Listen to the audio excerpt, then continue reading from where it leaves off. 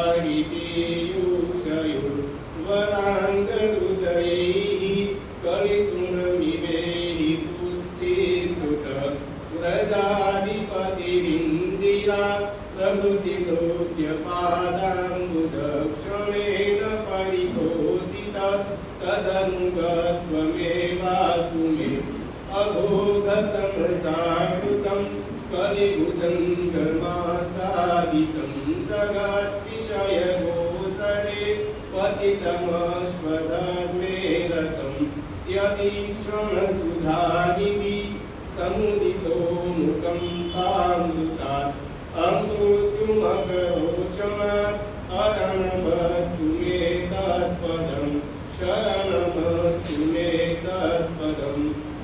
कृष्ण कन्हैया लाल की जय, गोवर्धन लाल की जय, श्याम सुंदर श्री अम्बे महारानी की जय, वल्लभाधीश की जय, उषाई परम दयाल की जय। वागर्ता वीर संतुष्टो वागर्त प्रतिपत्तये जगत पितरौ वंदे पार्वती परमेश्वरौ। आपने અહીંયા ભગવાન શ્રી કૃષ્ણનું ગૃહસ્થ જીવન એને જોવા માટે, એને નિરખવાને માટે અને એને સાંભળવાને માટે આવ્યા છે। તો ભગવાન છે આપણે સમજી લીધું કે ભૂતલ પર આવ્યા છે તો માત્ર ને માત્ર આપણે એને લૌકિક સમજી લીધા। ભગવાન ને આપણે લૌકિક સમજી લીધા। ભગવાન લૌકિક છે નહીં, ભગવાન તો અલૌકિક છે।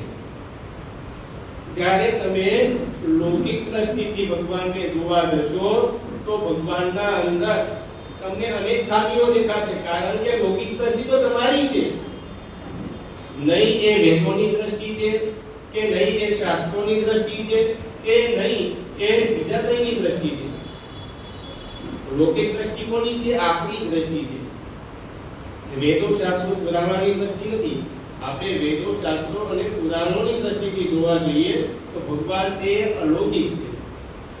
માટે જ મહાપ્રભુજીએ 16 ગ્રંથમાં અનેક જગ્યાએ કીધું છે, એક જગ્યાએ નહીં પણ અનેક જગ્યાએ કીધું છે કે ભગવાન છે લૌકિક છે નહીં। અલૌકિકોયમ પ્રભુ કૃષ્ણ, ત્યાં પણ કીધું છે કે અલૌકિક છે ભગવાન પ્રભુ કૃષ્ણ છે। નલૌકિકો મનુતે કૃષ્ણ મનુતે દૈવ ચ લૌકિકમ ભાવસ્તત્રા યસ્મદીય સર્વસ્પષ્ટૈકસ્ય સ।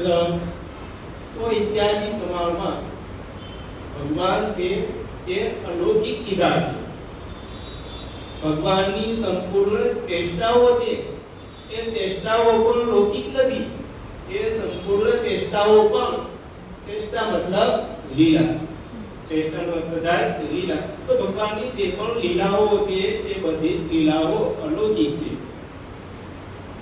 લૌકિક દ્રષ્ટિથી કોઈ પણ સમજી શકતું નથી। લૌકિક દ્રષ્ટિથી દુર્વાસા જેવા દુર્વાસા બ્રહ્માને પણ ભગવાને મોહિત કર્યા છે। એક વખતની વાત છે કે બ્રહ્માજી પેલો ભગવાન ગાયો ચરાવવાને માટે જાય છે, તેમાં બ્રહ્માજીને પણ સાથે સાથે ત્યાં ગાયો ચરાવવા માટે ગાયો એક બાજુ ગાયો ચરે છે, બીજી બાજુના ભાગમાં પોતાના સખાઓની સાથે ભગવાન ત્યાં બેસીને ભોજન લઈ રહ્યા છે, આહાર કરી રહ્યા છે। તો એવામાં ભગવાન એકબીજાનું એટલું જૂઠી જે છાશ છે એ પણ ખાઈ રહ્યા છે પોતાના સખાઓની। આ જોઈને બ્રહ્માને પણ મોહ જાગ્યો કે ખરેખર આ ઈશ્વર ન હોઈ શકે, આ તો કોઈ બાળક છે। એટલે બ્રહ્માજીએ ભગવાનની પરીક્ષા કરવાને માટે ભગવાનની જે ધેનુઓ છે, ભગવાનની જે ગાયો છે એ ગાયોને ચોરી લીધી। જ્યારે ભગવાન શ્રી કૃષ્ણે એ ગાયોને જોઈ લીધી એટલે એમણે તરત જ આત્મજ્ઞાનના બળે જાણી લીધું કે ગાયોને ચોરવાવાળા કોણ છે? બ્રહ્માજી છે। તો ભગવાને પોતાની સામર્થ્ય શક્તિ વડે જેટલી ગાયો છે એ ગાયોને ઉત્પન્ન કરી। એ બાજુ ગાયોને જોવા ગયા તો આ બાજુ ગાયોને જે રખેવાળ હતા પોતાના સખાઓ એને પણ બ્રહ્માજીએ ત્યાંથી હરણ કરી લીધું, એને પણ ચોરી લીધા। તો ભગવાન કે કોઈ જ વાનું નહીં। ભગવાને એ જેટલા પણ એ ગોવાળો હતા એ ગોવાળોનું પણ સર્જન પોતાની સામર્થ્ય શક્તિથી કર્યું। તો આવું અનેક દિવસો સુધી રહ્યું। જ્યારે બ્રહ્માજીના ધ્યાનમાં આવ્યું, બ્રહ્માજીને ખબર પડી કે નહીં ખરેખર આ ઈશ્વર છે, પોતે તો હરિને લાવ્યા એ તો બ્રહ્મલોકમાં જ છે, પણ એના જેવા રૂપ ગુણ અને ઐશ્વર્ય વાળા જે ગોપ છે એ ગોપ અને ગાયો બધું પૃથ્વી પર છે। તો આ ભગવાનની અલૌકિક એવી જે લીલા છે એ લીલા જોઈને બ્રહ્માજી પણ મોહિત થયા। દુર્વાસાની આપણે વાત કરીએ તો એક સમયની વાત છે કે યમુનાજીના તટ ઉપર ભગવાન વિહાર કરી રહ્યા હતા પોતાના બાળ સખાઓની સાથે। તો એવામાં એ બાળ સખાઓની સાથે વિહાર કરતા કરતા ત્યાં ગોપીઓ આવે છે. તો એ ગોપીઓની સાથે સાથે ભગવાન ત્યાં મજાક મસ્તી કરતા હોય છે. એ સમયે દુર્વાસા એ યમુનાજીના તટ પર આવે છે. જ્યારે દુર્વાસા ત્યાં આવે છે તો દુર્વાસાજી આવીને જુએ છે તો નંદનંદન શ્રી કૃષ્ણ એ ગોપીઓની સાથે મજાક મસ્તી કરે છે. પોતાના સખાઓની સાથે ત્યાં હાસ્ય વિનોદ કરી રહ્યા છે. આ બધું જોઈને દુર્વાસાને મોહ જાગ્યો કે ખરેખર વેદોના અંદર જે વર્ણવવામાં આવેલા છે આ એ જ શ્રી કૃષ્ણ છે. શાસ્ત્રોમાં કહેવામાં આવેલા છે આ એ જ શ્રી કૃષ્ણ છે. આવું એને મનમાં જાગે છે. એટલે ભગવાન એની મનોવૃત્તિને પારખી લે છે. દુર્વાસાની મનોવૃત્તિને ભગવાન પારખી લે છે અને ત્યાં એવે સમયે ભગવાનને બગાસુ આવે છે. બગાસુ આવતાની સાથે આજે વાર્તા કહી રહ્યા છું એ મારી કે તમારી કોઈ નથી, પણ આ ગર્ગ સંહિતાના અંદર વર્ણવવામાં આવી છે. બ્રહ્મ વૈવર્ત પુરાણના અંદર આ વાર્તા વર્ણવવામાં આવી છે કે એવે સમયે ભગવાનને બગાસુ આવે છે અને બગાસુ આવતાની સાથે જે પેલા દુર્વાસા છે એને ભગવાન ગળી જાય છે. એ દુર્વાસાને ભગવાન ગળી જાય છે અને દુર્વાસા જ્યાં ભગવાનના ઉદરમાં જાય છે તો એવામાં ત્યાં જઈને જુએ છે તો અનેક એવા બ્રહ્માંડો જુએ છે. એક બ્રહ્માંડ નહીં, અનેક એવા બ્રહ્માંડો. અનેક એવા બ્રહ્માંડો જોઈને દુર્વાસા વિચારમાં પડે છે. વિચાર કરતા કરતા એક જે ત્યાં ગોલોક ધામ હોય છે એ ગોલોક ધામમાં પહોંચે છે. ગોલોક ધામના અંદર ભગવાન શ્રી કૃષ્ણ શેષ શૈયા પર બેઠેલા છે.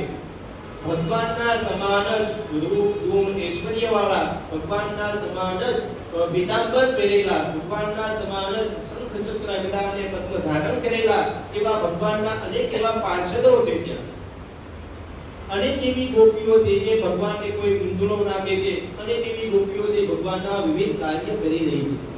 આવું જ્યારે એમને જોયું તો એ સમયે ત્યાં પણ ભગવાનને બગાસુ આવે છે અને એવામાં પાછા દુર્વાસાને એ ગળી જાય છે. ત્યાંથી એ બીજી જગ્યાએ પહોંચે છે. ત્યાં જઈને જુએ છે તો રાધિકામાં ભગવાન શ્રી કૃષ્ણ ગોપીઓની સાથે વિહાર કરતા હોય છે. તો આવું બધું જોઈને એમને મનમાં ખૂબ જ લાગી આવે છે કે હું ક્યાં આવી ગયો છું. હું ક્યાં આવી ગયો છું મને ખબર જ નથી પડતી. પેલા હું ત્યાં હતો, ત્યાંથી અહીંયા આવ્યો, અહીંથી કઈ જગ્યાએ જઈ રહ્યો છું. આવું જ્યાં વિચાર કરે છે એવામાં જ એમની આંખો બંધ થઈ જાય છે અને આંખો જ્યાં ખોલે છે એવામાં એ પોતાને પુનઃ ત્યાં યમુનાજીના કિનારા પર દેખે છે. તો ત્યાર પછીના ભાગમાં દુર્વાસાજી બંને હાથ જોડીને ભગવાનની ત્યાં સ્તુતિ કરે છે કે તમને વેદો વડે જો તમને ઓળખી નથી શકાણા તો હું તો કેવી રીતે ઓળખી શકું.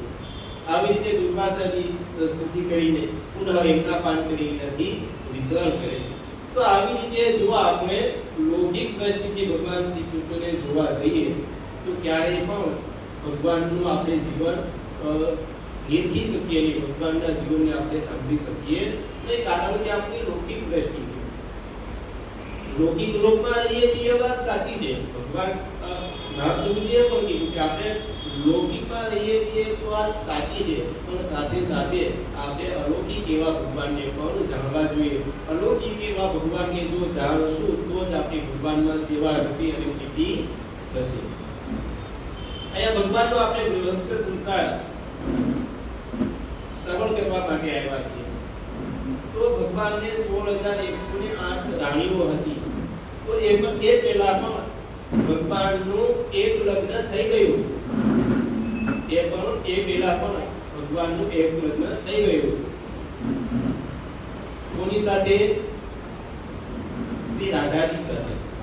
ગર્ગ સંહિતા અને બ્રહ્મ વૈવર્ત પુરાણના અનુસાર રાધાજી સાથે એમનું પહેલું લગ્ન થયું હતું. કે એક નંદનંદન શ્રી કૃષ્ણ 2 કે 3 વર્ષની એમની આયુષ્ય છે અને એ 2 વર્ષના શ્રી કૃષ્ણને લઈને નંદ બાબા છે એ વનમાં પધારે છે. તો એવામાં શ્રી કૃષ્ણ છે એ ખૂબ જ રડવા લાગે છે.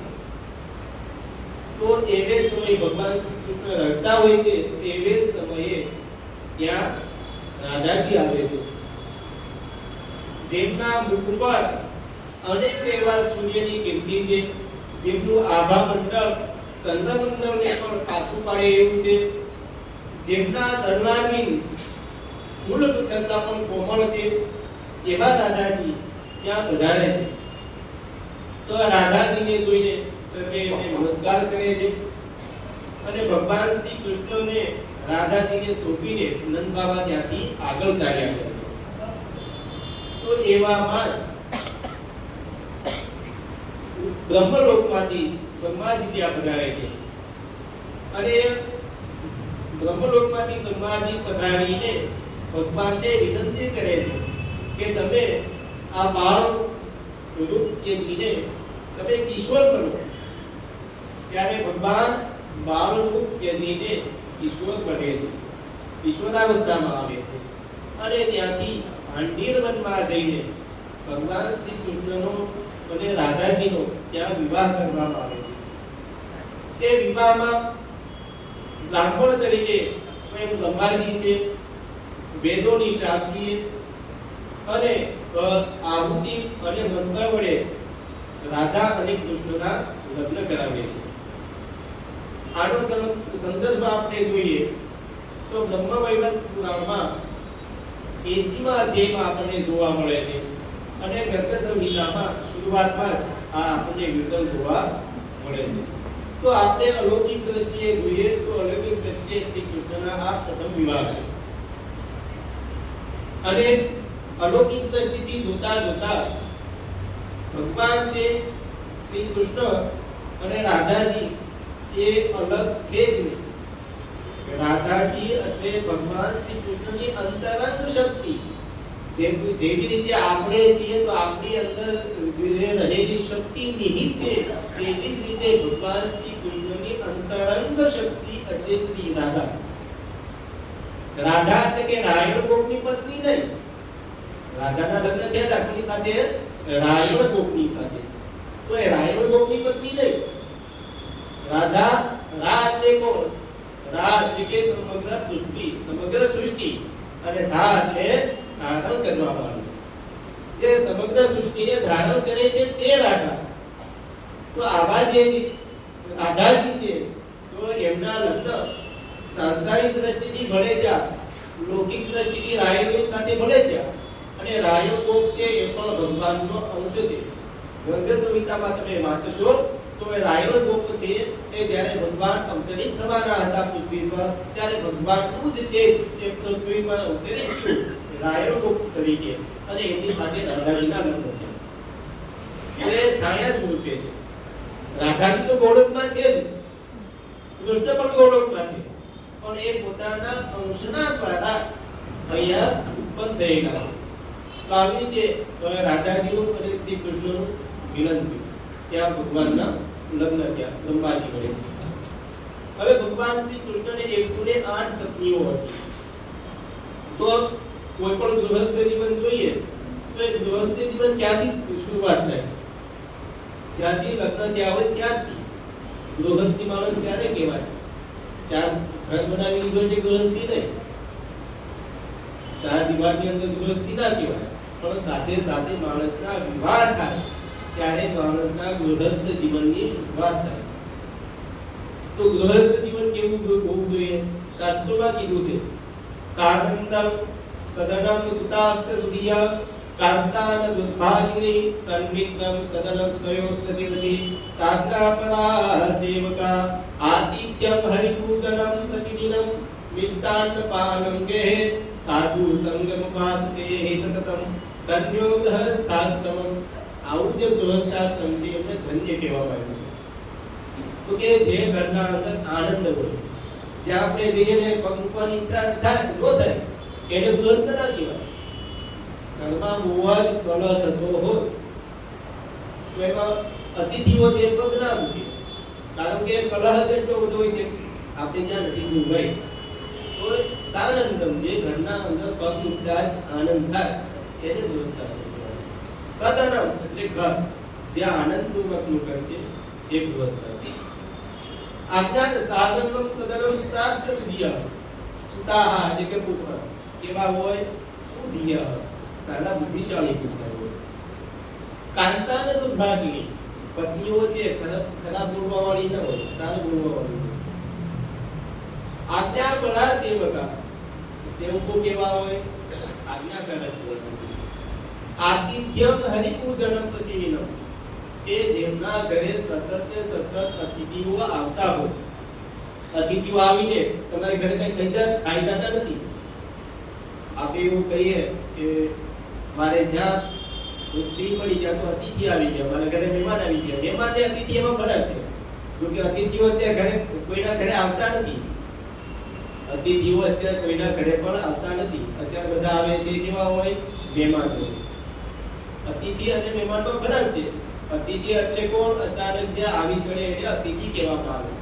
પહેલાના સમયમાં ગામડા અથવા શહેરોમાં જે ઘર હતા તેના અંદર અચાનક કોઈ આવી ચડે, કોઈ ખાવા પીવા કોઈ પણ વ્યક્તિ હોય, કે કોઈ સંન્યાસી કે કોઈ એવો વ્યક્તિ આવી ચડે એને આપણે અતિથિ કહેતા. અત્યારે તો 15 માળનો જે ટાવર હોય તો 15 માળે એટલે ત્યાં કોઈ આવે નહીં, ત્યાં તો મહેમાન હતા, ત્યાં અતિથિ આવે નહીં. તો ત્યાં અતિથિ પ્રતિદિન જે આવતા હોય, આવું જે ઘર છે એવું ઘર કેવું કહેવામાં આવ્યું છે? ધન્યો ગૃહસ્થાશ્રમ. આવા ઘરને ધન્ય કહેવામાં આવ્યું. આવા ગૃહસ્થાશ્રમને ધન્ય કહેવામાં આવ્યું છે. તો ભગવાન શ્રી કૃષ્ણએ પેલા 8 વિવાહ કર્યા છે. પેલા કેટલા વિવાહ કર્યા છે? 8. ભગવાને મથુરા છોડીને દ્વારકામાં ગયા અને દ્વારકા જઈને એ દ્વારકાધીશ બન્યા છે. જ્યાં સુધી મથુરામાં રહ્યા છે ત્યાં સુધી મથુરાધીશ છે નહીં. મથુરામાં જ્યાં સુધી રહ્યા છે ત્યાં સુધી તો કંસના જે પિતાજી છે એવા ઉગ્રસેનને એમણે રાજ્ય આપ્યું છે. કંસને મારીને પોતે રાજ્ય લીધું નથી, પણ કંસના એટલે કે જે એમના નાના છે એમના નાનાને એમણે રાજ્ય આપ્યું અને પોતે એમના વહીવટદાર થઈને ત્યાં રહ્યા છે. હવે ત્યાંથી ભાગીને યુદ્ધ ક્ષેત્રમાંથી ભાગીને ભગવાને દ્વારકા બસાયું અને દ્વારકા આવીને ભગવાન દ્વારકાધીશ બન્યા. તો એવામાં એક પત્ર લઈને બ્રાહ્મણ આવે છે. કુંડિન નામનો દેશ હોય, એ કુંડિનપુર નામનો દેશ. એ દેશમાં એમને 5 પુત્ર અને 1 કન્યા. એનો રાજા છે ભીષ્મક. કુંડિનપુરનો રાજા ભીષ્મક, એ ભીષ્મકને 5 પુત્ર અને 1 કન્યા છે. એ રૂક્મી, રૂક્મબાહુ વગેરે એમના 5 પુત્ર છે અને 1 પુત્રી એટલે કે રૂક્મિણી. તો રૂક્મિણીને એના જે ભાઈ હતો રૂક્મી, તે એમને શિશુપાલની સાથે પરણાવવા માંગતો હતો. ચેદીરાજ શિશુપાલ. તો શિશુપાલની સાથે એમના લગ્ન કરાવવામાં આવ્યા. ત્યારે જરાસંધ, શિશુપાલ, શાલ્વ વગેરે બહુ જ મોટા રાજાઓ હતા. એ બહુ જ મોટા રાજાઓ હતા. માટે ભાઈની એવી ઈચ્છા હતી કે શિશુપાલની સાથે બેનના લગ્ન થાય. પણ રૂક્મીજીને એ શિશુપાલ પસંદ નહોતો, કારણ કે ભગવાનના રૂપ અને ગુણો એમણે સાંભળ્યા હતા. જે આવતા જતા જે મોટે માતુઓ હતા એમની પાસેથી ભગવાનના યશને એમણે જાણ્યો હતો. ભગવાનના યશને જાણીને એમણે મનોમન નક્કી કર્યું કે હું જો પત્ની થઈશ તો શ્રી કૃષ્ણની જ. આવું વિચારીને એમણે એક બ્રાહ્મણને બોલાવ્યો આ બાજુના ભાગમાં.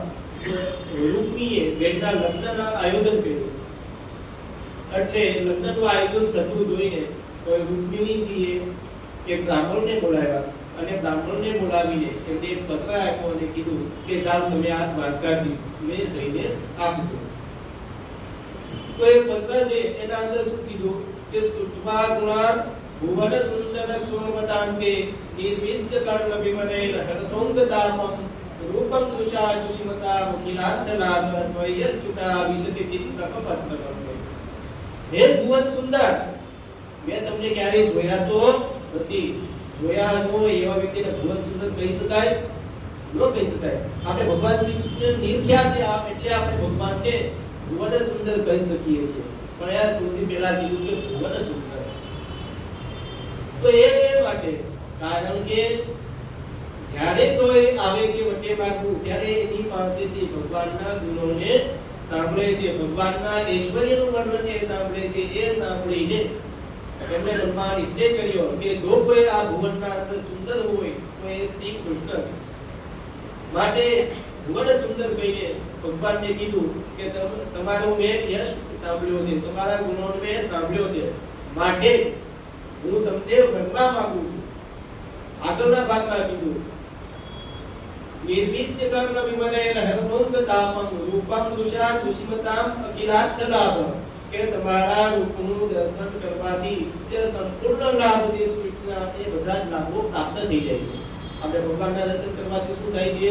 આપણું મન પ્રસન્ન થઈ જાય છે, અને મન પ્રસન્ન થવાથી જે આપણું જે હિતકારક છે એ બધું આપણને પ્રાપ્ત થવા માંડે છે. તો અહીંયા એવી રીતે ભગવાનનો જે ભગવાનને પત્ર આપ્યો અને બ્રાહ્મણને પુનઃ તરત ભગવાને વિદાય કર્યો.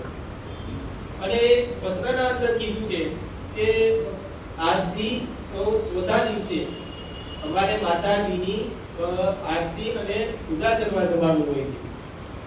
તો એ ભગવાન માં ભવાનીની પૂજા કરવા માટે જઈશ, તો એવે સમયે તમે આવજો, જેથી કરીને મને તમે ત્યાંથી લઈ જઈ શકતા આવે. ત્યાં પણ કાંઈ એકલા નથી જવાના, ત્યાં બધા જ રાજાઓ હોય છે માટે કીધું છે. બધા જ રાજાઓ ત્યાં દર્શન કરવા માટે જાય છે ચોથા દિવસે, માટે કીધું કે તમે એ દિવસે આવજો. એકલા આવો કે બધાની સાથે આવો, પણ તમે એ દિવસે આવો કે જેથી કરીને બધા જ રાજાઓ ત્યાં હોય. તો એવી રીતે ચોથા દિવસે મુનિજી છે એ દર્શન કરવા માટે જાય છે, અને ત્યાંથી ભગવાન શ્રી કૃષ્ણ એનું અપહરણ કરે છે, ત્યાંથી હરણ કરી લે છે. આપણે એને રૂક્મિણી હરણ કહીએ છીએ. તો માં ભવાનીના મંદિર દર્શન કરીને જ્યાં બહાર નીકળે છે, તો એમાં એનું અપહરણ કરે છે, અને એવામાં જે બીજા રાજાઓ છે એ યુદ્ધના માટે ભગવાનને લલકારે છે. શિશુપાલ, કૌંડ્ર, જરાસંઘ, શાલ્મળ વગેરે જે રાજાઓ છે એ ભગવાનને યુદ્ધના માટે લલકારે છે. તો ભગવાન શ્રી કૃષ્ણએ એ બધાને જ હરાવીને અંતિમ છેલ્લે એનો રૂક્મિણીજીનો જે ભાઈ છે રૂક્મી એ યુદ્ધના માટે આવે છે. તો એવામાં રૂક્મીને પણ ભગવાન હરાવી દે છે, અને ભગવાને એને હરાવીને પોતાની પાસે રથના અંદર એને બાંધી લે છે. એમના જે વાળ છે એ વાળનું કર્તન કરાવી નાખે છે, અને દાઢી મૂછ પણ ભગવાન એની કાઢી નાખે છે. ભગવાન જે એને મારવા જાય છે તો બેન ના પાડે છે કે તમારા સાળા છે એટલે તમારે મારવા જોઈએ નહીં, એમને મારશો તો તમને બહુ જ મોટો દોષ લાગશે, માટે એમને તમારે મારવા જોઈએ. ગમે એવા છે તમારા ભાઈ છે, એમને તમારે મારવા જોઈએ નહીં. તો આવી રીતે ભગવાન એમને દાઢી મૂછ વગેરે કઢાવીને કેશ વિહીન કરીને એમને છોડી મૂકે છે. તો આવી રીતે ભગવાનના એક પ્રથમ લગ્ન થાય છે. બીજા લગ્ન થાય છે ભગવાનના એ સત્યભામાજી સાથે, જાનવતીજી સાથે બીજા લગ્ન થાય છે. કે એક વખત ભગવાન શ્રી કૃષ્ણ છે એ દ્વારકાના અંદર વાસ કરતા હોય છે. તો એવામાં ત્યાં સતરાજીત કરીને એક યાદવ હોય છે. તો એ યાદવે સૂર્યની ઉપાસના કરી હોય છે, તો એ સૂર્યનો મિત્ર પણ કહેવામાં આવે છે. તો સૂર્યએ એમને એક મણિ આપવામાં આવેલો છે. તો એ મણિ છે એનો ખૂબ જ પ્રકાશમાન છે, સૂર્યના જેવો જ એનો પ્રકાશ છે.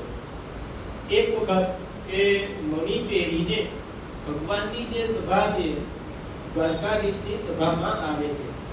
એ જોઈને બધા લોકો વિચારવા લાગે છે કે સાક્ષાત સૂર્ય આવી ગયા કે શું, કેટલું આનું તેજ છે, મુખારવિંદ પણ દેખાતું નથી, એટલું તો એનું મણિનું તેજ છે. આવું જોઈને બધા લોકો વિચાર કરવા લાગ્યા. એવામાં સતરાજીત ત્યાં આવ્યો, અને સતરાજીતને જોઈને બધા આનંદ પામ્યા. ભગવાન શ્રી કૃષ્ણએ વિચાર્યું કે આ જે મણિ છે એ જો એની પાસે રહી જશે, સતરાજીતની એ મણિ છે એ એક દિવસના 18 ભાર સોનું આપતો. 18 ભાર એટલે કે કમસે કમ 4 મણ જેટલું થાય. 18 ભાર એટલે 4 મણ જેટલું એ સોનું આપે રોજ.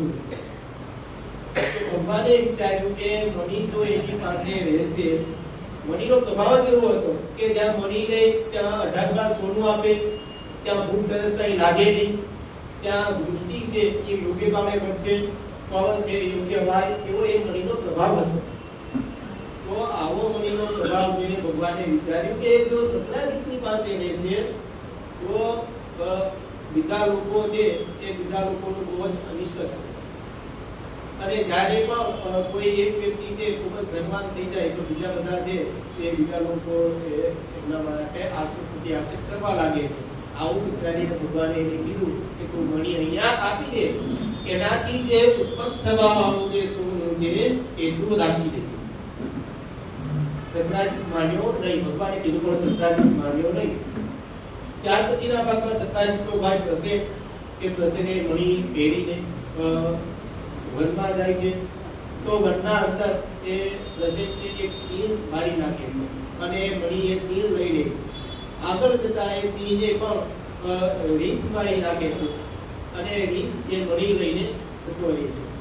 આ બાજુના ભાગમાં સત્રાજીત છે કે ભગવાનની ઉપર આક્ષેપ કરે છે કે એમણે મને મણી આપવાનું કીધું હતું, મેં નથી આપ્યો એટલે એમણે મણીને લઈ લીધો. ભગવાનના ઉપર આક્ષેપ થાય કે જુઓ, માણસ ઉપર આક્ષેપ થાય એ સામાન્ય વાત છે, પણ એ તો ભગવાનના ઉપર પણ આક્ષેપ થાય છે. તો ભગવાને કીધું કે મેં મણી લીધો નથી, પણ પોતે પોતાના ઉપર આવેલું આળને છોડાવવા માટે, એ આળને દૂર કરવા માટે ભગવાન મણીને શોધવાનું વિચારે છે. અને સત્રાજીત આ પ્રસેનના પગલે પગલે જાય.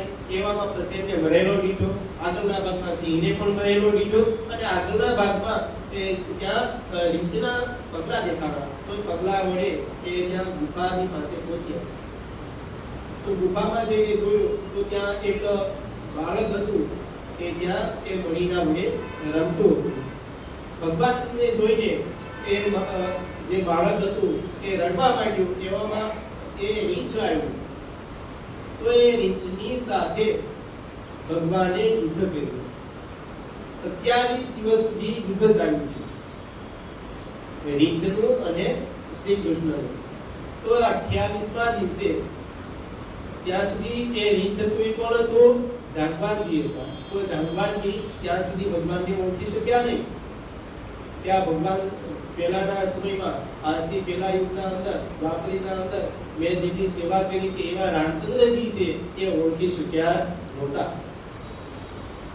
ભગવાને રામચંદ્રએ એમને કીધું હતું જ્યારે રામાયણનું યુદ્ધ પૂરું થયું, રાવણને ભગવાને મારી નાખ્યો અને ભગવાન પુનઃ એ અયોધ્યાપતિ બન્યા. ત્યારે સૌ જે પોતપોતાના દેશમાં પોતપોતાની જગ્યાએ જતા હતા. તો એમાં જાંબવંતજીએ કીધું કે હે પ્રભુ, હવે તમે મને ક્યારે મળશો એમ. તો ભગવાને કીધું કે હું અંતિમ તમને કળયુગના અંદર, એટલે કે દ્વાપરના એન્ડમાં અને કળયુગમાં હું તમને પ્રાપ્ત થઈશ. તો એક ભગવાનનું કમાલ માંગ્યું કે તમે મળશો એનું કમાલ શું? કે તમને જે હરાવશે, કેમ કે જાંબવંતજી હતા એ ખૂબ જ બળશાળી હતા, કોઈ સામાન્ય વ્યક્તિ નહોતા, એ પણ ખૂબ જ બળશાળી હતા. તો એમને કીધું કે તમને જે હરાવશે એ મારું સ્વરૂપ છે, એ હું જોશું. તો આવી રીતે 27 દિવસ યુદ્ધ કર્યા પછી એમને યાદ આવ્યું કે મને મારા પ્રાણપ્રિય સ્વામી આવું મને વરદાન આપેલું છે, તો આ સાક્ષાત એ જ છે, બાકી એક દિવસ પણ મારી સામે કોણ ટકવાની માટે સમર્થ છે. આવું વિચારીને પછીના ભાગમાં ભગવાનની એક વહેણની સ્તુતિ કરી, માફી માંગી. એ મણી તો આપ્યો, પણ મણીની સાથે સાથે પોતાની મણી જેવી જે કન્યા હતી, એટલે કે કોણ? જાંબવતીજી. જાંબવતીજી ભગવાનને પધરાવ્યા. મણી લઈને ભગવાન આવ્યા. તો આવીને સત્રાજીતને મણી આપ્યો. તો સત્રાજીત મણી બધો વૃત્તાંત કીધો કે આવી રીતે બધો જ વૃત્તાંત બન્યો છે. આ સાંભળીને સત્રાજીત પણ ખૂબ જ શર્મિંદા બન્યો. મોટે મોટું જે આ નાખેલું જે આળ હતું એના લીધે સત્રાજીત પણ શર્મિંદા બન્યો અને મણી ભગવાનને સોંપી. અને મણીની સાથે સાથે પોતાની જે બેન છે, કોણ? સત્યભામાજી. તો સત્યભામાજી પણ ભગવાનને આપ્યા. તો આવી રીતે બીજા લગ્ન છે એ ભગવાનના સત્યભામાજી સાથે થયા. પહેલા લગ્ન રૂક્મિણીજી સાથે, બીજા લગ્ન જાંબવતીજી સાથે અને ત્રીજા લગ્ન છે એ સત્યભામાજી સાથે. ચોથા લગ્ન છે એ કોની સાથે થયા? કાલિંદી જળ સાથે. એક વખત અર્જુન અને ભગવાન શ્રી કૃષ્ણ વિહાર કરતા હતા. તો વિહાર કરતા કરતા યમુનાજીના કિનારા પર ગયા. એમણે ત્યાં જઈને જોયું તો પોતાની સામે એક ખૂબ જ સુંદર અને ગુણવાન એવી હોય એવી એમણે કન્યાને જોઈ. કન્યા ત્યાં તપ કરી રહી છે. એ તપસ્વી કન્યાને જોઈને એમને પૂછવાની ઈચ્છા થઈ કે આપ કોણ છો? યમુનાજીના કિનારા પર તપ કરી રહ્યા છો, આપ કોણ છો? એવી એમને જાણવાની ઈચ્છા થઈ. એટલે ભગવાન શ્રી કૃષ્ણ ન જતા એમને અર્જુનને મોકલ્યો કે જા તું જઈને જાણતો આવ. અર્જુન ત્યાં જઈને નમસ્કાર કરીને એમને પૂછે છે કે આપ કોણ છો? એટલે એમણે કીધું કે હું સૂર્યની પુત્રી છું અને વિષ્ણુને વધ તરીકે પ્રાપ્ત કરવા માટે હું તપ કરી રહી છું. શું કીધું? ભગવાન વિષ્ણુને પ્રાપ્ત કરવાને માટે હું તપ કરી રહી છું, હું સૂર્યની પુત્રી છું. આવી રીતે એમણે કીધું. ત્યારે અર્જુનજીએ પણ કીધું કે વિષ્ણુ સાક્ષાત અહીંયા અવતરિત થયા છે. તો આવી રીતે એમને સમજાવ્યા અને શ્રી કૃષ્ણની સાથે લઈને દ્વારકામાં આવ્યા છે. અને દ્વારકામાં આવીને એ કાલિંદીજી સાથે ભગવાને લગ્ન કર્યા છે. કાલિંદીજી છે એ કેટલામાં પત્ની છે? ચોથા. માટે એને શું કહેવામાં આવે છે? ચતુર્થ પ્રિયા કહેવામાં આવે છે. યમુનાજીને શું કહેવામાં આવે છે? ચતુર્થ પ્રિયા. અને બીજું શું કહેવામાં આવે છે? તુર્યપ્રિયાય નમઃ. નમઃ કૃષ્ણ તુર્યપ્રિયામ. તુર્યપ્રિયામનો અર્થ થાય છે કે જેમના ચતુર્થ પ્રિયા છે તેવા, જેમના ચોથા પત્ની છે તેવા. માટે કાલિંદીજીને ચોથા પત્ની કહેવાય. પાંચમા લગ્ન કર્યા છે ભગવાને મિત્રવિંદાજી સાથે. વિંદ અને અનુવિંદ ભગવાન શ્રી કૃષ્ણ છે એમના ભય થતા હતા. અને અવંતી દેશના રાજાની દેવીની એ પુત્રી હતા. કોના? અવંતી દેશના રાજાની દેવીની. એમને બે ભાઈઓ વિંદ અને અનુવિંદ એ પણ પોતાની બેનને શિશુપાલને આપવા માંગતા હતા. પણ એમણે એવો નિશ્ચય કર્યો હતો કે અમે જો પોતાની બેનના લગ્ન કરશું તો શિશુપાલની સાથે જ કરશું, બાકી કોઈની સાથે કરશું નહીં. તો ભગવાને ત્યાં જઈને સ્વયંવર એમણે બનાવ્યો. સ્વયંવરની એમણે રચના કરી. ત્યારે ભગવાન ત્યાં ગયા. સ્વયંવરના અંદર બીજા બધા જ રાજાઓને જીત્યા અને બીજા બધા જ રાજાઓને જીતીને ભગવાને એ મિત્રવિંદાજી સાથે લગ્ન કર્યા છે.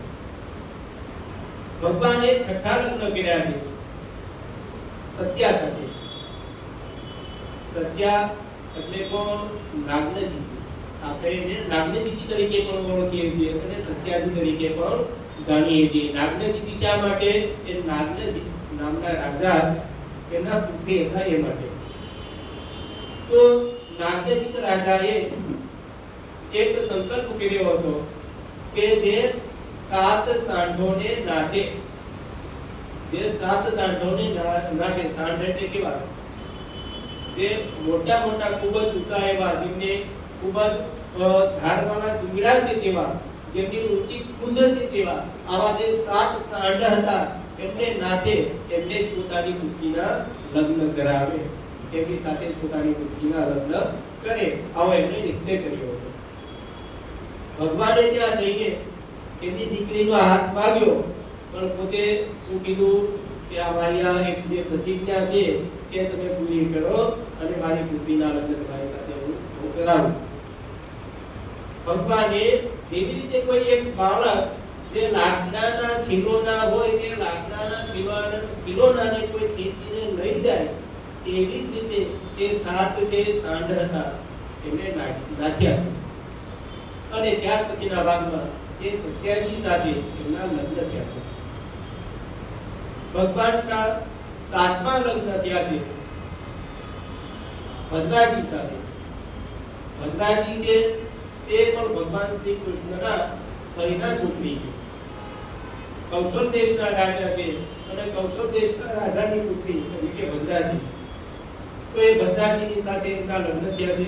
અને 8મા લગ્ન થયા છે એમના એ લક્ષ્મણાજી સાથે.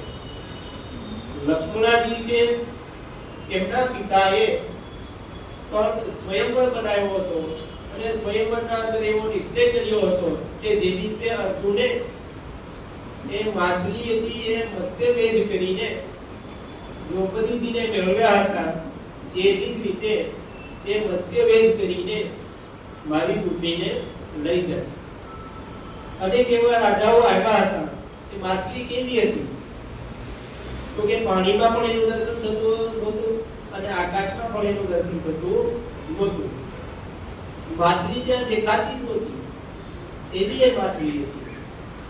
તો આવી માછલીને જે વિંધે બીજા બધા રાજાઓ આવ્યા, કોઈ રાજાએ ધનુષ્યનું સંધાન કરી શક્યા, કોઈ રાજા ધનુષ્યને ઉપાડી પણ ન શક્યા, તો કોઈ રાજા છે એ માછલીને જોઈ ન શક્યા. અર્જુન છે અર્જુન પણ પોતાને અભિમાનના વશ આવ્યો. એક વખત જે એમણે મત્સ્ય વેદ કહેલો હતો એમને અભિમાન આવી ગયું હતું, તો એ પણ ત્યાં આવ્યા અને એમણે પણ ધનુષ્યનું સંધાન કરીને જોયું તો એમને પણ મત્સ્યના દર્શન થયા નહીં. ત્યારે ભગવાન શ્રી કૃષ્ણએ ધનુષ્ય ઉપાડીને ધનુષ્યનું સંધાન કરીને જેવી રીતે કોઈ એક આંખના પલકારામાં કઈ વસ્તુને પકડી લે એવી જ રીતે એ આંખના પલકારામાં એ મત્સ્યનો વેદ કર્યો છે. એ માછલી એટલે કોણ? જીવ સાક્ષાત, જે જીવને એક જ પલકારાના અંદર ઓળખી લે છે એ શ્રી કૃષ્ણ છે. તો આવી રીતે ભગવાને 8 લગ્ન કર્યા છે અને બીજા કેટલા લગ્ન કર્યા છે? 16,016. તો એ 16,016 રાણીઓ છે એ કોણ છે તો કે દુર્યોધન છે. એ દુર્યોધનને વશમાં રહેનારા જે બીજા રાજાઓ છે તો એના અંદર ભૌમાસુર કરીને એક રાક્ષસ પણ હતો જે દુર્યોધનનો મિત્ર હતો. તો એનું કાર્ય એ હતું કે કોઈ પણ રાજ્ય પર ચઢાઈ કરે, ચઢાઈ કરીને એ રાજાને મારી નાખે અને રાજાની જે કન્યાઓ છે એનું અપહરણ કરી લે. તો એ રીતે અપહરણ કરીને રાખેલી એ જે 16,016 રાણીઓ હતી એ બધી પોતાના બંદીખાનામાં રાખી. ભગવાને એની સાથે યુદ્ધ કર્યું. એ ભૌમાસુરને નરકાસુર કહેવામાં આવે છે. તો નરકાસુરની સાથે ભગવાને યુદ્ધ કર્યું. યુદ્ધના અંદર નરકાસુરને મારી નાખ્યો અને એ બધી જે કન્યાઓ છે એ કન્યાઓને મુક્ત કરી. તો એવામાં એ કન્યાઓએ ભગવાનને કીધું કે હવે અમે ક્યાં જઈએ? અમારો કોઈ કુટુંબ પરિવાર એવો નથી, અમારે રહેવા જેવું જવા જેવું કોઈ સ્થાનક રહ્યું નથી, તો અમે જઈએ ક્યાં? અને જો સમાજમાં એટલું રહીશું તો અમે પણ દૂષિત થઈશું અને સમાજ પણ દૂષિત થશે. અમે પણ જો એમનો સમાજમાં રહેવા દઈશું તો અમે તો દૂષિત થવાની પણ સાથે સાથે સમાજ પણ દૂષિત થશે. એ હેતુને અનુસરીને ભગવાનને એમણે પ્રાર્થના કરી. તો ભગવાને એ 16,000 ને જે 16 કન્યાઓ છે એને પોતાની માનીને ભગવાને એમની સાથે લગ્ન કર્યા છે. બધાની સાથે ભગવાને લગ્ન કર્યા છે. તો આવી રીતે 16,016 રાણીઓ સાથે ભગવાને લગ્ન કર્યા. આવું બધું નારદજીએ સાંભળ્યું એટલે નારદજીના મનમાં પણ શંકા ગઈ કે આટલા બધા લગ્ન તો કરી લીધા પણ એ લગ્ન પછીના ભાગમાં એમનું લગ્ન જીવન કેવું રહ્યું છે? એ બધી જ રાણીઓની સાથે સુખપૂર્વક રહે છે કે નહીં? એ બધાને આનંદ આપે છે કે નહીં? આવું જાણવાની ઈચ્છા નારદજી હતી. અને નારદજી છે એ દ્વારકામાં આવે છે અને સીધા ક્યાં જાય છે? રાણીવાસમાં જાય છે. જુઓ, 3 વ્યક્તિ એવા છે કે જેમને ક્યાંય પણ જગ્યાએ રોકવામાં આવતા નથી. કોણ? એક છે સનત કુમાર. 4 સનત કુમાર છે. બ્રહ્માજીના માનસ પુત્રમાં સૌથી પહેલા જે થવા વાળા છે એ સનત કુમાર. બ્રહ્માજીને 10 માનસ પુત્ર હતા. તો 10 માનસ પુત્રમાં સૌથી પહેલા કોણ ઉત્પન્ન થયા? સનત કુમાર ઉત્પન્ન થયા. જેમનું શરીર છે 5 વર્ષના બાળક જેવું છે. કેવું? 5 વર્ષના બાળક જેવું. અને સતત ને સતત એ ભગવાનની કથાઓ કહેતા જ ફર્યા કરે છે. સતત ને સતત ભગવાનનું નામ સ્મરણ કરતા કરતા આ સમગ્ર સૃષ્ટિમાં એ વિચરણ કર્યા કરે છે. આવા સનત કુમારો છે. માટે એ સનત કુમારોને ક્યાંય પણ જગ્યાએ રોકવામાં આવતા નથી. ત્યાર પછીના ભાગમાં બીજા છે નારદ. તો આજે નારદજી છે એમને પણ બધી જગ્યાએ જવાની છૂટ છે. કોઈ પણ રાજ્યમાં જાય, ચાહે એ દેવોનું રાજ્ય હોય, ચાહે રાક્ષસોનું રાજ્ય હોય, કે ક્યાંય પણ જાય એને રોકવામાં આવતા નહીં. રાણીવાસમાં પણ એ જતા રહે તો પણ એને રોકવામાં આવતા નહીં. કારણ કે નારદજી છે એ ગુણોનો ભંડાર છે, ઉત્તમમાં ઉત્તમ વૈષ્ણવ છે. આપણે નારદ મેળા આવું બોલીએ છીએ ઘણી વખત, મેં ઘણી બધી વખત સાંભળ્યું કે નારદ મેળા, પણ નારદજી છે ઉત્તમમાં ઉત્તમ વૈષ્ણવ છે કે જેમના મુખમાંથી એક ક્ષણવાર પણ બીજા કોઈનું નામ સ્મરણ નીકળતું નથી. જેમનું મુખ છે સતત ને સતત ભગવાનનું નામ સ્મરણ કરે છે. આવા નારદજી છે, ભગવાનના અનન્ય ભક્ત છે, ઉત્તમ યોગી છે અને ઉત્તમ ભક્તિના દાતા છે. તો એવા નારદજીને પણ ક્યાંય રોકવામાં આવતા નથી. અને ત્રીજા છે દુર્વાસા. આ બંને છે બે વ્યક્તિને તો પ્રેમથી નથી રોકવામાં આવતા. ત્રીજા છે દુર્વાસાજી, જે સાક્ષાત ક્રોધની મૂર્તિ છે. એ જ્યારે ક્રોધ કરે છે તો સામેવાળાને જોતા નથી કે સામે કોણ છે. તો આવા દુર્વાસાને પણ કોઈ રોકવાની હિંમત કરતો નથી. તો આવા ત્રણ વ્યક્તિ છે જેને કોઈ રોકતું નથી, એ કોઈ પણ જગ્યાએ જઈ આવે. તો નારદજી છે હિરણ્યકશ્યપ હતો, તો હિરણ્યકશ્યપ ના રાજ્યમાં પણ જ્યારે કયાદુ પ્રેગ્નન્ટ હતા, જ્યારે એમને પુત્ર થવાનો હતો, તો એવે સમયે નારદજી ત્યાં પણ ગયા અને એમને ઓમ નમો ભગવતે વાસુદેવાયનો મંત્ર આપ્યો. તો એમને રોકવાનું કોઈ નહોતું. તો એમની ઈચ્છા થઈ કે ભગવાનનો ગૃહસ્થ સંસાર જોયે.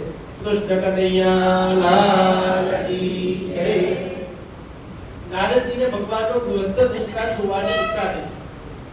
તો નારદજી જાય છે તો સૌપ્રથમ જ્યાં રૂક્મિણીજીનો ખંડ છે એ ખંડમાં જાય છે. જ્યાં રૂક્મિણીજીનો મહેલ છે, બધી જ રાણીઓનો અલગ અલગ મહેલ છે. દ્વારકા એવી નગરી છે કે જ્યાં 16,108 રાણીઓના અલગ અલગ મહેલ છે. તો નારદજી સૌથી પહેલા એ રૂક્મિણીજીના મહેલમાં જાય છે. ત્યાં જઈને જુએ છે તો ભગવાન ત્યાં હિંગોળાના પર સૂતા છે અને રૂક્મિણીજી છે તે ભગવાનના પગ દબાવી રહ્યા છે, ભગવાનની પગ ચમકી કરી રહ્યા છે. હવે નારદજી જ્યાં અંદર જાય છે એવા જ ભગવાન એમને જોઈ લીધા અને તરત જ એ સૂતા હતા એ પલંગ પરથી ઊભા થઈને દોડીને આવે છે અને નારદજીને પોતાના આસન પર બેસાડે છે અને નારદજીના પગ ધોયા, નારદજીની વિધિપૂર્વક બધી પૂજાઓ કરી અને પછી નારદજીને પૂછે છે કે તમે ક્ષેમ કુશળ તો છો ને, ક્યાં હેતુથી આવ્યા છો? આવી રીતે બધું ક્ષેમ કુશળ પૂછીને નારદજીને પ્રસન્ન કરે છે. તો નારદજી આવી રીતે ભગવાનનું ત્યાં ગૃહસ્થ જીવન જોઈને રૂક્મિણીજીને ખૂબ જ આનંદમાં જોઈને તે ત્યાંથી બીજી રાણીના કક્ષમાં જાય છે. ત્યાં જઈને જાંબુવતીજીના કક્ષમાં જઈને જુએ છે તો જાંબુવતીજી ભગવાનને પીરસી રહ્યા છે અને ભગવાન ત્યાં ભોજન લઈ રહ્યા છે. તો એવામાં જ ભગવાને જ્યાં જોયું તો સામે નારદજી ઊભા છે. તો ભગવાન ત્યાં પણ દોડીને ઊભા થયા. ભોજન કરતા કરતા ભગવાન દોડીને ઊભા થયા છે અને નારદજીને ત્યાં બેસાડ્યા. નારદજીને બેસાડીને જમાડ્યા અને બધી રીતે ક્ષેમ કુશળ પૂછ્યું અને ત્યાં વાર્તાલાપ કર્યો છે. ત્યાં પણ ભગવાનનું ગૃહસ્થ જીવન જોયું. ત્યાંથી નીકળીને નારદજી છે એ ત્રીજી રાણીના કક્ષમાં જાય છે. તો ત્યાં જઈને જોવે તો ભગવાન શું કરે છે તો કે સત્યાજી સાથે પાસા રમી રહ્યા છે. સત્યાજી છે પાસા રમવામાં એક ખૂબ જ કુશળ છે. તો એ સત્યાજીની સાથે પાસા રમી રહ્યા છે અને પાસા ફેંકે છે. તેવામાં નારદજીને જોયા તો તરત ત્યાંથી પણ ઊભા થઈ ગયા ભગવાન. ભગવાન એવી રીતે ઊભા થાય છે કે જુએ છે કે નારદજી આવ્યા છે. જાણે કે પેલા આવીને કહી ગયા એવું કઈ નહીં, બીજી વખત આવ્યા હોય એવી જ રીતે બધી જગ્યાએ જ્યાં જઈને જોઈએ છે તો જ્યાં પેલી વખત આવ્યા હોય એવી જ રીતે એ ઊભા થાય છે પાછા. ભગવાન ત્યાં પણ ઊભા થઈ ગયા. ઊભા થઈને ભગવાનને પત્ર પુષ્પ વગેરે અર્પણ કર્યું નારદજીને. નારદજીનું બધું ક્ષેમ કુશળ પૂછ્યું. નારદજીને પૂછ્યું કે તમે શા માટે આવ્યા છો? નારદજીએ કીધું કે હું તમારા દર્શન કરવાને માટે આવ્યો છું. આવી રીતે ત્યાંથી બીજી રાણીના કક્ષમાં જાય છે. તો ત્યાં ભગવાન છે તે પોતાના પુત્રોને રમાડે છે, પોતાના પુત્રોને રમાડી રહ્યા છે. આગળના કક્ષમાં જાય છે તો ભગવાન છે એ ત્યાં વાજિંત્ર ગાડી રહ્યા છે, વેણુનાદ કરી રહ્યા છે. ત્યાંથી આગળના ભાગમાં જાય છે તો ત્યાં ભગવાન અનેકાનેક આવી રીતે કાર્ય કરી રહ્યા છે. એક રાણીના કક્ષમાં જાતા જાતા નારદજી પછી થાકી ગયા. હવે તો બધાના કક્ષમાં ગયા જ નહોતા, થોડીક રાણીઓના જ કક્ષમાં ગયા હતા. એવામાં નારદજી થાકી ગયા છે. કારણ કે મેં પહેલા જ કીધું કે ભગવાનને જાણવા અસમર્થ છીએ આપણે. નારદજીનો જો ન જાણી શક્યા તો આપણે ક્યાંથી જાણી શકવાના? નારદજી ભગવાનની સ્તુતિ કરે છે કે હે પ્રભુ, આપ માયાના સ્વામી છો. કેવા છો આપ? માયાના સ્વામી છો. અને માયા વડે આપ સમગ્ર સૃષ્ટિના અંદર રમી રહ્યા છો.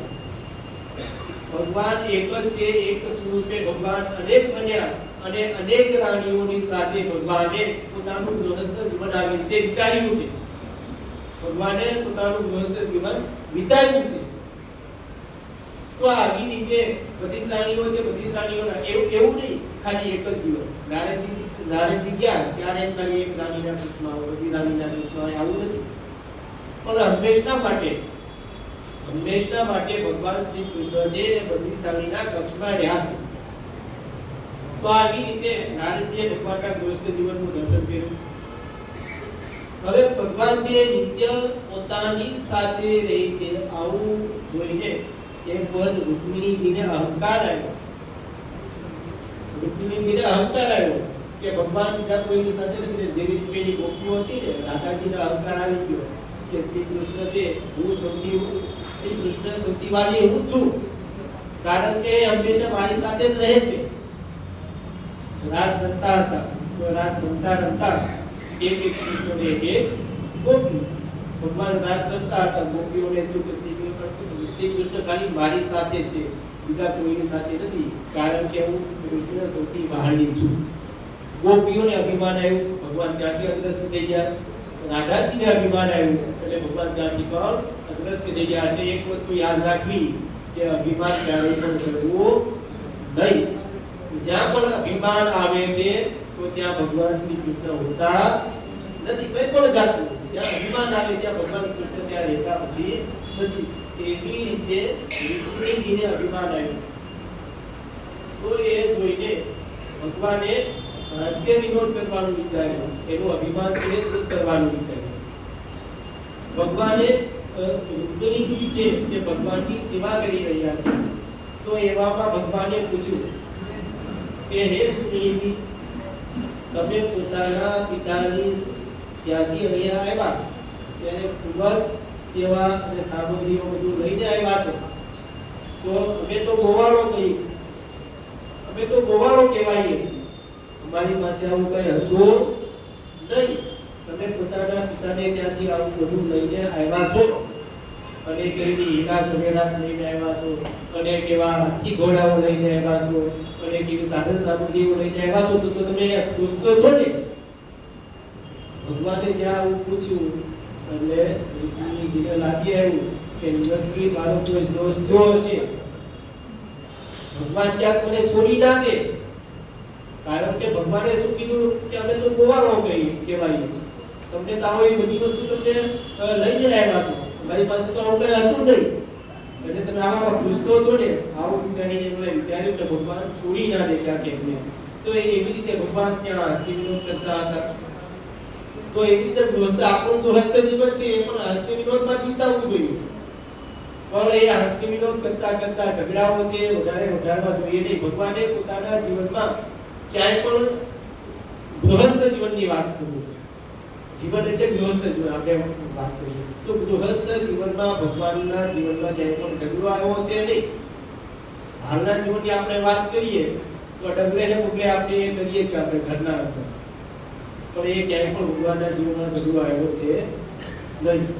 જ્યારે પણ પતિઓને વિપત્તિ પડી છે અથવા પતિઓને વિપત્તિ પડી છે ત્યારે બંને સાથે મળીને એનો સામનો કર્યો છે. ભગવાન શ્રી કૃષ્ણ કૃષ્ણ છે એ જ્યારે ભોમાસુરને મારવા ગયા હતા. ભોમાસુર એટલે કોણ? આ ભૂમિનો પુત્ર. ભૂમિ એટલે ધરતીનો પુત્ર એટલે ભોમાસુર. એને એવું બતાન હતું કે જ્યારે ધરતી કહેશે ત્યારે જ એનું મૃત્યુ થશે. જ્યારે માં ધરતી એને હા કહેશે ત્યારે જ એનું મૃત્યુ થશે, ત્યાં સુધી એનું મૃત્યુ થશે નહીં. હવે ભગવાન એની સાથે યુદ્ધ કરવા માટે જતા હતા તો એવામાં સત્યભામા એની સાથે ગયા. તો હું પણ તમારી સાથે આવું. ભગવાન કે આવો, તમારી ત્યાં ખૂબ જરૂર પડશે, કારણ કે સત્યભામાજી હતા એ સાક્ષાત પૃથ્વીનો અવતાર હતા. સત્યભામાજી સાક્ષાત પૃથ્વીનો અવતાર હતા. તો એમને વરદાન શું હતું કે પૃથ્વી જો હા પાડશે તો એમનું મૃત્યુ થશે. તો આવી રીતે યુદ્ધમાં ગયા અને યુદ્ધના અંદર એમને ખૂબ જ હેરાન પરેશાન કરી દીધો. અને અંતિમ સમયે સત્યભામાજીને પૂછ્યું કે શું તમારી આજ્ઞા છે તો હું આ કૃષ્ણને મારું. તો એવી રીતે આજ્ઞા લઈને એમને માર્યા છે. તો એવી રીતે જ્યારે ભગવાનને પણ એ આપત્તિ જતી ને, ભગવાન એકલા ગયા હોત તો ત્યાં એમનું મૃત્યુ થાત નહીં. તો ભગવાનના જીવનમાંથી આપણે એ પણ જાણીએ કે ક્યાંક કોઈ જગ્યાએ પોતાના પત્નીઓને પણ સાથે લઈ જવા જોઈએ. ત્યાર પછીના ભાગમાં એક વખત દુર્વાસાજી આવ્યા દ્વારકા નદીમાં. તો એ દ્વારકા નદીની બહાર જઈને રોકાણા. તો એવામાં એમણે દૂતને જઈને કીધું કે ભગવાનને જઈને કે કૃષ્ણને જઈને કે દુર્વાસા આવ્યા છે. ભગવાનનું નામ સાંભળીને દુર્વાસાનું નામ સાંભળીને ભગવાન છે રોતા રોતા આવ્યા છે. અને કીધું કે બોલો બોલો આવો ને મારા આંગણે પધારવા. તો દુર્વાસા એ કીધું કે હું એવી રીતે આવીશ નહીં.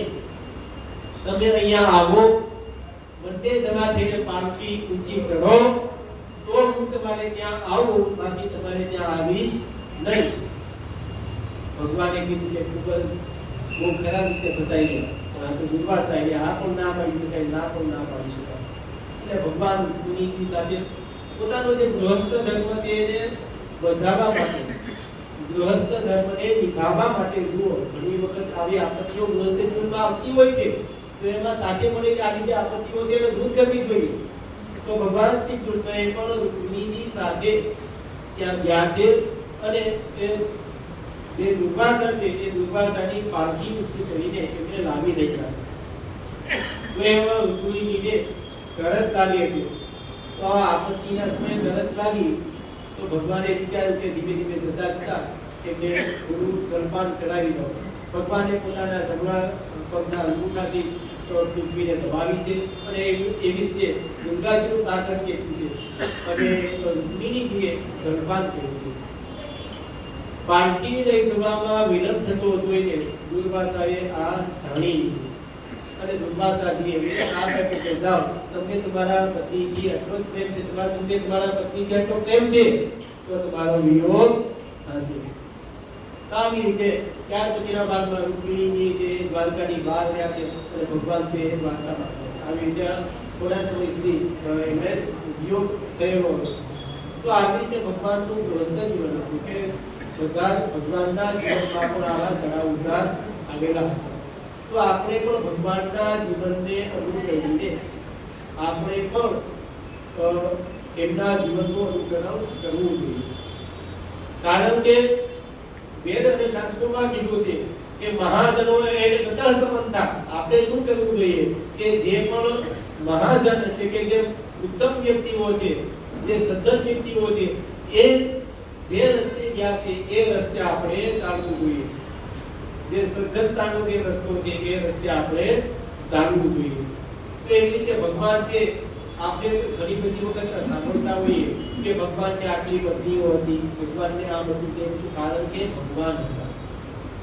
કારણ કે એ ભગવાન હતા. કર્તુમ અકર્તુમ અન્યથા કર્તુમ સમર્થસ્ ચેતિ સ ઈશ્વરઃ. જે કરવાને અને ન થવાનું છે એ કરવાને, અને જે ક્યારેય પણ નથી થવાનું એ કરવાને જે સમર્થ છે એનું નામ ઈશ્વર છે. તો આવા ઈશ્વર હતા. માટે એ પોતાના યશથી, પોતાની સામર્થ્યની રાતી સર્વમ કર્તુમ સમર્થ, એ બધું જ કરવાને માટે સમર્થ હતા.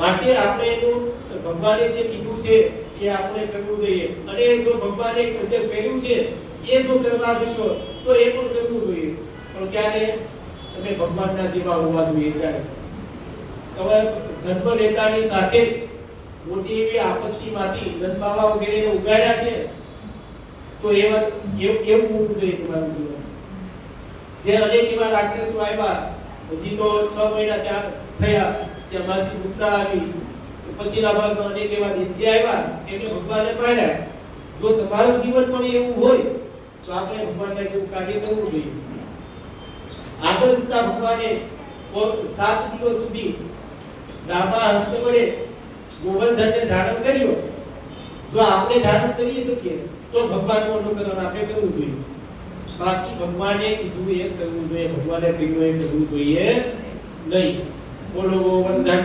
નાથ કી જય શ્યામ સુંદર શ્રી યમુને મહારાજ કી જય અજ્ઞાન ભાત વિદ્વાંસ કોટે સૂર્ય સમપ્તવ સુતાખ્યાહિ કથા સારમ મમકર્ણરસાયનમ ગોવર્ધન નાથ કી જય